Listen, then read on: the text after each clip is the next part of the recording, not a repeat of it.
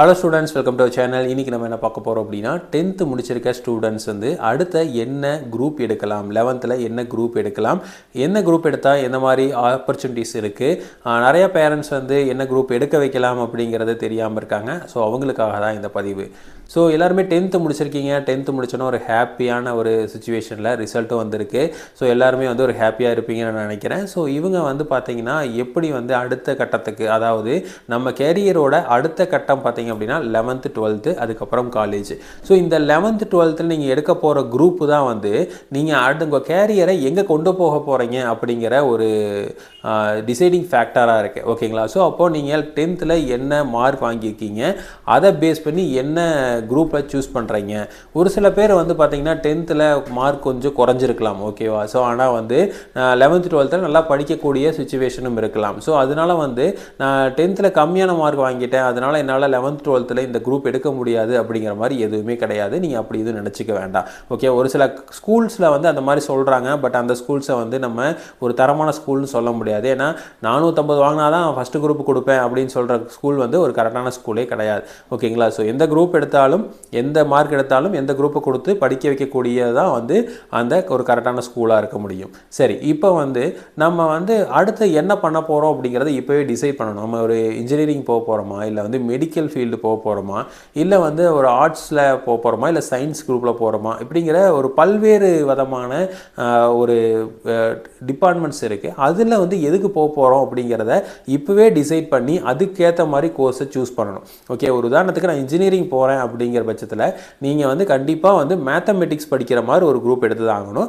அப்போ வந்து physics, chemistry, mathematics, அதுக்கப்புறம் வந்து பயாலஜி ஆர் கம்ப்யூட்டர் சயின்ஸ், இது இருக்கிற எந்த குரூப்பாக இருந்தாலும் நீங்கள் எடுக்கலாம். ஓகேங்களா? அது ஃபஸ்ட்டு குரூப் சொல்லுவாங்க, செகண்ட் குரூப் சொல்லுவாங்க.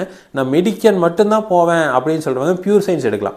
ஓகே, பியூர் சயின்ஸ் அப்படிங்கிறது என்னென்னா ஃபிசிக்ஸ், கெமிஸ்ட்ரி, பாட்னி, ஜுவாலஜி அதுதான் இருக்கும். அதாவது மேத்தமெட்டிக்ஸ் இருக்காது. அது வந்து பியூர் சயின்ஸ் குரூப்னு சொல்கிறோம். ஸோ அப்போ நான் வந்து கண்டிப்பாக இன்ஜினியரிங் போக மாட்டேன் அப்படிங்கிறவங்க பியூர் சயின்ஸ் எடுத்து அதில் வந்து நிறையா டாக்டருக்கும் போகலாம், இல்லை வந்து பேராமெடிக்கல்ஸ் கோர்சஸ் இருக்குது, அதுக்கெல்லாம் வந்து போகலாம். அந்த மாதிரி கோர்சஸ் எடுத்து படிக்கலாம். இல்லை நான் வந்து அக்கௌண்டன்சி போகிறேன், இல்லை வந்து நான் டிஎன்பிஎஸ்சி எக்ஸாம்ஸ் எழுத போகிறேன், அதுக்கு வந்து எனக்கு இந்த மாதிரிலாம் வந்து ஹெல்ப்ஃபுல்லாக இருக்கும். ரெண்டாவது வந்து பார்த்திங்கன்னா நீ யூபிஎஸ்சி எக்ஸாம் போகிறேன், அப்போ வந்து எனக்கு ஹிஸ்ட்ரியெல்லாம் இருந்தால் தான் வந்து நாளைக்கு யூபிஎஸ்சி எக்ஸாமுக்கு யூஸ்ஃபுல்லாக இருக்கும் அப்படின்னு நினைக்கிறவங்க நம்ம வந்து தேர்ட் குரூப் எடுக்கலாம். ஓகேங்களா? அக்கௌண்டன்சி, காமர்ஸ், இந்த மாதிரி இருக்கிற குரூப்ஸ் எல்லாம் வந்து எடுக்கலாம். அப்போ அடுத்து 11th 12th படிச்சுட்டு அதுக்கப்புறம் வந்து என்ன காலேஜில் என்ன கோர்ஸ் எடுக்க போகிறோங்கிறத இப்போவே டிசைட் பண்ண வேண்டிய ஒரு கட்டாயத்தில் தான் வந்து நீங்கள் இருக்கீங்க. இப்போ வந்து நான் வந்து சரி இப்போதைக்கு நான் வந்து ஃபஸ்ட் குரூப் எடுத்துறேன், அதுக்கப்புறம் வந்து எதுக்கு வேணாலும் போய்க்கிறேன் அப்படின்னு நீங்கள் நினைக்கிறீங்க அப்படின்னா அதுவும் வந்து ஒரு சின்ன தவறுதல் இருக்குது. என்ன அப்படின்னா, இப்போ ஒரு உதாரணத்துக்கு நான் வந்து ஃபஸ்ட் குரூப் எடுத்து படிக்கிறேன்னா கொஞ்சம் சிரமமாக இருக்கும். ஏன்னா அது நீங்கள் படிக்கிறதுக்கு வந்து கொஞ்சம் சிரமமாக இருக்கும். ஆனால் அதை படித்து போட்டு ஆர்ட்ஸ் அண்ட் சயின்ஸில் பிகாம் போய் படிக்கிறேன் அப்படின்னா அது வந்து உங்களுக்கு எந்த வகையிலுமே வந்து ஒரு உதவிகரமாக இருக்காது. அப்போ நான் என்ன பண்ணணும், நான் வந்து இங்கே படிக்கிறதுக்கும் சிரமப்படுறேன், அடுத்தது பிகாம் போனனால எனக்கு எந்த ஒரு பேசிக் எதுலேயும் வராது. ஏன்னா இப்போ நான் தேர்ட் குரூப் எடுத்தேன்னா காமர்ஸ்க்கு இது வந்திருக்கும், அதோட கண்டினியூஸ் நாங்கள் படிக்கலாம். பிகாம்ங்கிறது பேச்சுலர் ஆஃப் காமர்ஸ். ஓகேங்களா? ஸோ அப்போ அங்கே வந்து நம்ம அதுக்கு எனக்கு ஏதாவது வந்து ஹெல்ப்ஃபுல்லாக இருந்திருக்கும். அப்போது நான் காலேஜில் என்ன படிக்கிறேன் அப்படிங்கிறத டிசைட் பண்ணிவிட்டு அதுக்கேற்ற கோர்ஸை வந்து இப்போ எடுக்க வேண்டிய சுச்சுவேஷனில் இருக்கிறீங்க. அதுக்கப்புறம் வந்து பார்த்தீங்கன்னா நான் இன்ஜினியரிங்லாம் படிக்கிறேன் அப்படின்னு முடிவு பண்ணியிருந்தீங்க அப்படின்னா நீங்கள் வந்து பயாலஜியோ இல்லை கம்ப்யூட்டர் சயின்ஸோ எடுத்துக்கோங்க.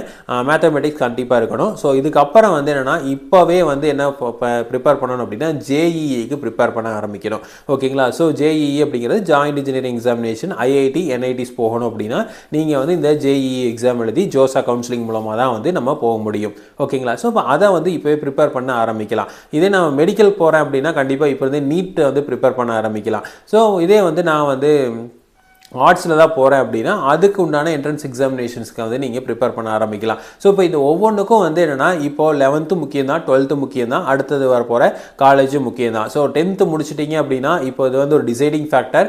இதை வச்சு தான் என்ன பண்ண போகிறேன் அப்படின்னா அடுத்த கோர்ஸை ஜாயின் பண்ண போகிறேன், அந்த கோர்ஸை வச்சு தான் வந்து அடுத்த காலேஜ் ஜாயின் பண்ண போகிறேன். ஸோ அப்போது இது வரைக்கும் காமனாக படிச்சிருப்பீங்க, 1ஆவதுலேருந்து 10ஆவது வரைக்கும் இது வரைக்கும் காமனாக எல்லாருமே ஒரே இதில் படிச்சிருப்பீங்க. இப்போ தான் வந்து என்ன போகிறீங்க, ஒரு ஸ்ட்ரீமாக வந்து படிக்க போகிறீங்க. அப்போ அந்த ஸ்ட்ரீமை சூஸ் பண்ணுறது ரொம்பவே முக்கியமான ஒன்று.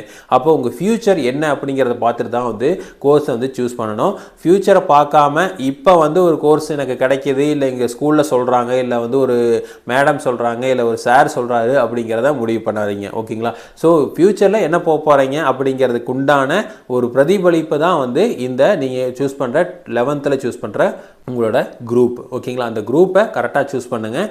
வாழ்க்கையில் முன்னுக்கு வர என்னுடைய வாழ்த்துக்கள். ஸோ இதே இன்ஃபர்மேஷன் உங்களுக்கு தொடர்ந்து வேணும் அப்படின்னு எங்கள் சேனலை சப்ஸ்கிரைப் பண்ணுங்கள். தேங்க்யூ.